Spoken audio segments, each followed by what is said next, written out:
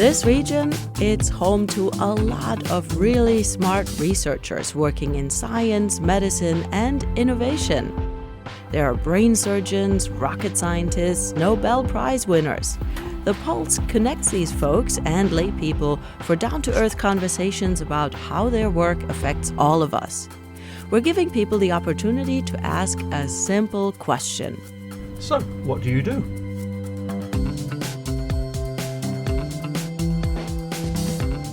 I am a research scientist and I happen to work in the area of rehabilitation and robotics. Could you tell us how you got into that field? Very interesting question. It really began, I got my bachelor's degree in mechanical engineering and I began to work as a process engineer, typical mechanical engineering thing that you do right after college. But then I actually went back for my master's in robotics, and while I was there, I started interacting with a student who was building a robot for a wheelchair, and I'm like, whoa, robots that can work with people with disability. And at the same time, my grandmother had a stroke, and I've been really thinking about just how disabilities occur and what happens to really healthy people after something like a stroke. And that's kind of how robotics and stroke came into the picture for me. And then I started thinking, hey, I never knew about this area of rehabilitation robotics, and it was a very new area at the time. And I asked my advisor, can I go to a conference on this? Can I find out more? And that's kind of how it got started. So how long have you been in this particular program? So I moved to Penn almost 2 years ago. So my lab is new to the University of Penn. What's interesting about this space is right now I'm in a hospital environment. Good Shepherd Penn Partners is a new collaboration where we're essentially now at a rehab space where our department moved to this location, and it's almost like a rehab hospital.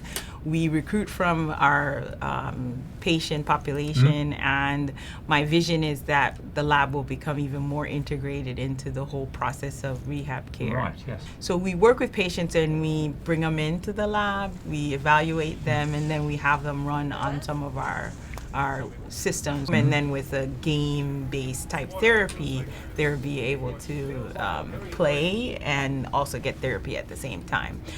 That sounds like a winner. If it's linked to a computer game, people will use it. That's wonderful.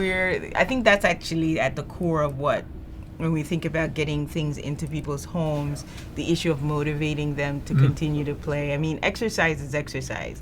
We all don't always like exercise. Some people are good at it and some people are not. So then compound that with exercise that will allow you to function again, allow you to walk again. It's still a tough process. And so how do you motivate people away from the hospital environment to continue to exercise? This is where I think robots and virtual reality or game systems kind of come in place, where we kind of tap into people's desire to play, plus introduce them to the rehab and the intelligent systems, and then maybe together form kind of a partnership for therapy. So the question probably that a lot of people ask is like, why robots, and will they take over for people?